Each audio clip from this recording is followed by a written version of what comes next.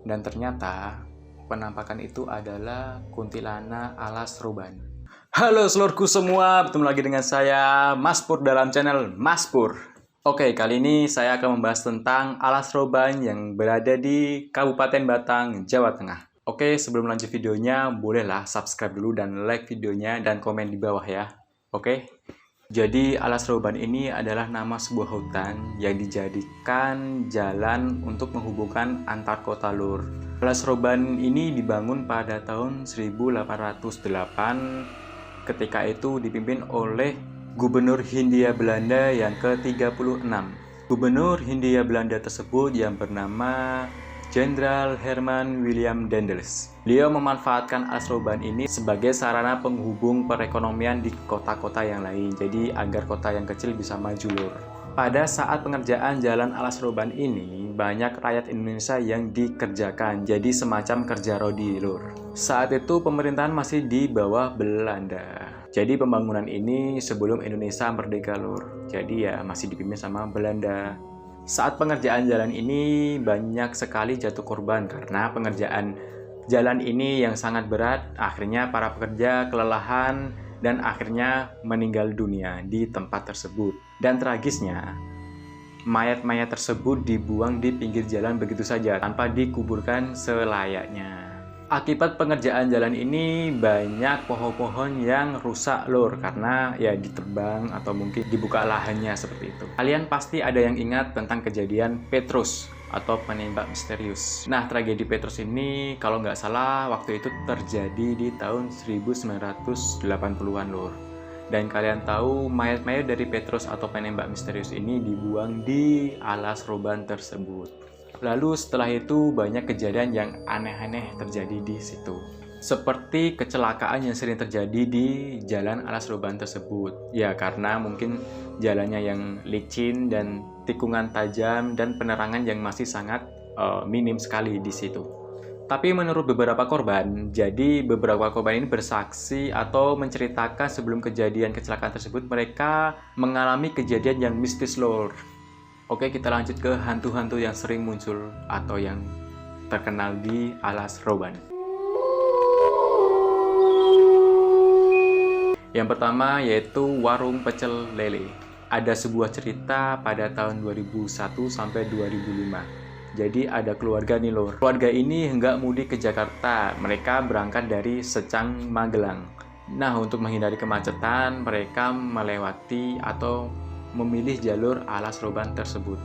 Perjalanan awal pun terasa sangat aman dan tidak ada kejadian yang aneh-aneh. Menjelang malam, keluarga ini memasuki daerah alas roban. Ketika memasuki alas roban tersebut, keluarga ini tidak sama sekali berpapasan dengan kendaraan lain lor. Jadi, keluarga ini hanya sendirian melewati alas roban tersebut. Tiba-tiba mobil mereka menabrak sesuatu yang sangat keras di depannya. Kemudian mereka segera mengecek mobil mereka, apa yang mereka tabrak saat itu. Ternyata setelah mereka cek, dan anehnya mobil mereka tidak mengalami lecet atau peyok. Padahal logikanya ketika benturan sekeras itu akan terjadi lecet atau peyok di mobil tersebut. Untuk menenangkan hati setelah mendapatkan kejadian tersebut, akhirnya mereka memutuskan untuk singgah sebentar di warung pecel lele. Saat hendak turun, sang anak gak sengaja menyenggol petunjuk kilometer yang di situ tertulis 15. Jadi mereka berada di kilometer 15 di jalan alas roban. Setelah makan, sang anak pun tidak sengaja menyenggol petunjuk kilometer 15 itu lur. Tapi saat itu memang mobil berhenti tepat di petunjuk 15 km itu. Jadi ya wajar kalau kesenggol-senggol terus. Setelah itu perjalanan mereka sampai ke Jakarta sangat lancar. Tidak ada kejadian lagi yang terjadi di alas roban tersebut lor. Selang beberapa hari mereka di Jakarta, akhirnya mereka memutuskan untuk pulang lagi ke Magelang. Namun keluarga ini melewati alas roban pada saat siang hari. Ketika memasuki alas roban, sang ayah memberhentikan mobil di pinggir jalan karena sang anak ada yang ingin buang air kecil lor. Karena keluarga ini penasaran dengan rasa pecel lele yang waktu itu mereka singgahi, akhirnya mereka memutuskan untuk mampir lagi untuk makan di warung pecel lele yang waktu itu mereka singgahi lagi lor. Tapi keluarga ini sempat dikagetkan dengan petunjuk 15 km yang sempat disenggol oleh anaknya tersebut. Ternyata jadi pasannya itu tertancap di pinggir jurang lur. Padahal saat malam tersebut jurang tersebut adalah warung pecel lele. Jadi mereka menyimpulkan kalau warung pecel lele itu adalah warung yang goib karena dia bisa melayang di atas jurang lur. Itu cerita tentang warung pecel lele lur. Oke, kita lanjut lagi ke cerita hantu selanjutnya. Yang kedua, pengendara motor tak berkepala. Jadi katanya nih lur, hantu ini bisa kita jumpai ketika kita tidak dalam keadaan suci atau nggak berdoa sebelum berangkat lur. Katanya juga hantu ini adalah salah satu korban kecelakaan di Alas Roban tersebut. Biasanya hantu ini mengganggu pengendara motor ketika tengah malam saat melintasi Alas Roban. Jadi hantu ini seketika muncul di spion motor dan menghilangkan konsentrasi sang pengendara tersebut. Jadi kalau kalian melihat spion motor kalian ketika melewati Alas Roban dan muncul hantu tersebut, otomatis akan hilang konsentrasi dan akan terjadi kecelakaan lur. Hantu kepala ini katanya melintas di Alas Roban ketika tengah malam. Katanya hantu ini bisa menerobos jurang lur. Karena hantu ini hanya bisa mengendarai motor dengan lurus saja, padahal jalan di Alas Roban banyak tikungan tajam di sana. Jadi kalau kalian ketemu hantu ini, usahakan kalian tetap fokus saja, nggak usah ngelihat spion ataupun lihat kemana-mana, fokus ke jalan karena tujuan hantu ini adalah merusak konsentrasi kalian agar terjadi kecelakaan yang terjadi di Alas Roban. Oke, itu cerita dari hantu pengendara motor tanpa berkepala. Oke, kita lanjut ke hantu selanjutnya. Oke, kita lanjut ke hantu selanjutnya yaitu bus hantu Alas Roban. Kisah tentang bus ini terjadi pada tahun 1996 yang dialami oleh seseorang yang bernama Bro Dikyo.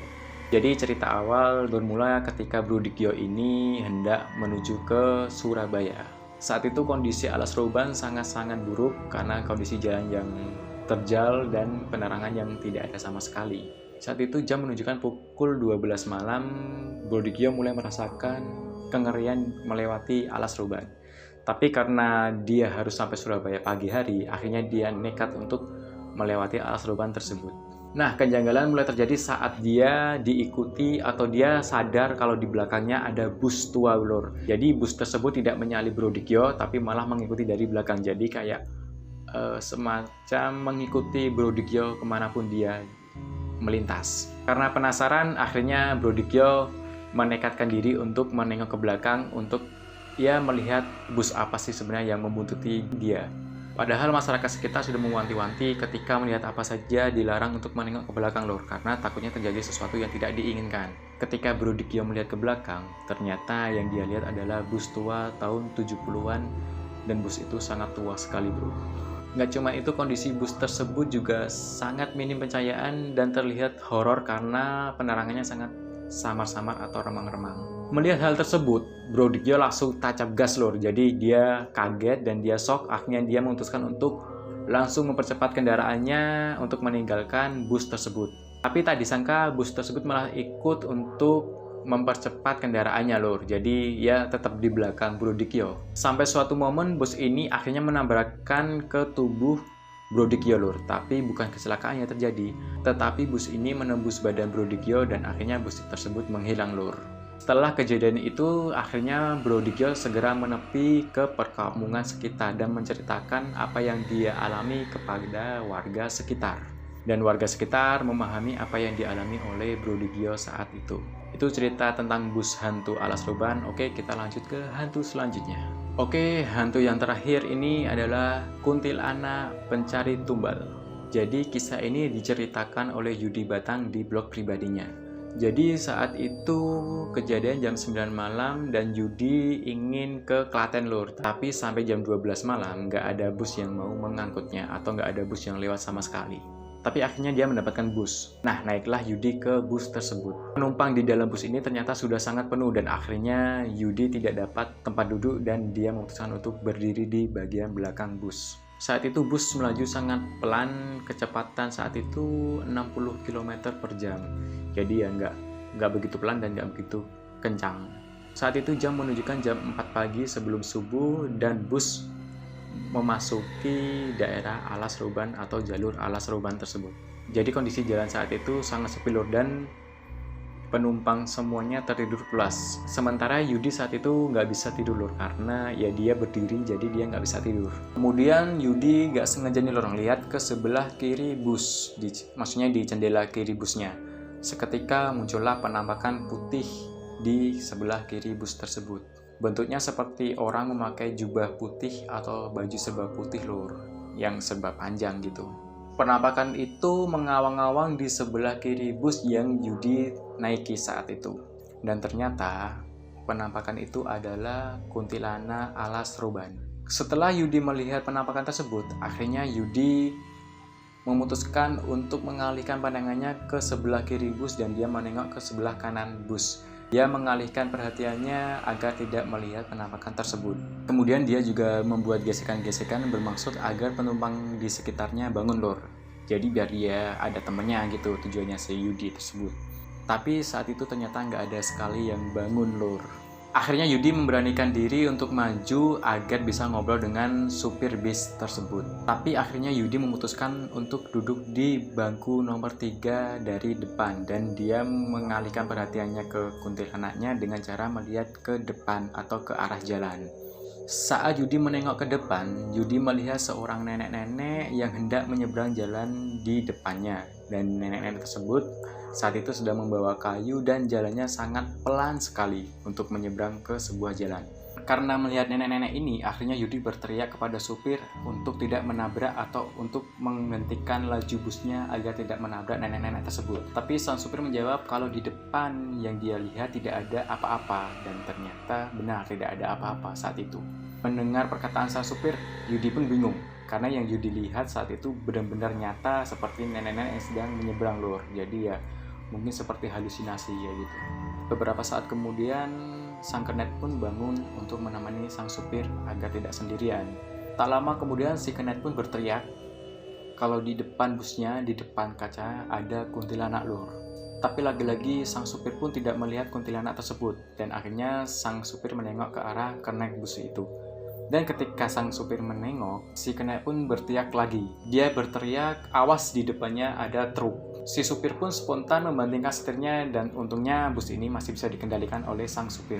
Dan akhirnya mereka pun semua selamat dari kuntilanak pencari tumbal tersebut.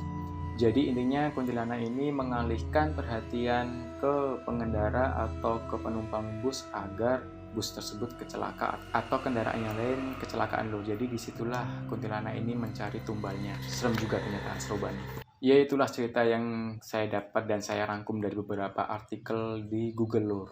Jadi intinya ketika kita melewati alas roban, diusahakan jangan malam hari, dan ketika malam hari usahakan jangan lewat ke alas roban tersebut. Karena di sana memang benar-benar sepi dan takutnya terjadi sesuatu yang tidak diinginkan lur. Dan jangan lupa untuk baca doa sebelum melakukan perjalanan. Oke, sekian cerita dari saya tentang alas roban. Semoga video ini bisa menghibur kalian semua. Oke, sampai jumpa di video selanjutnya. Salam selorku.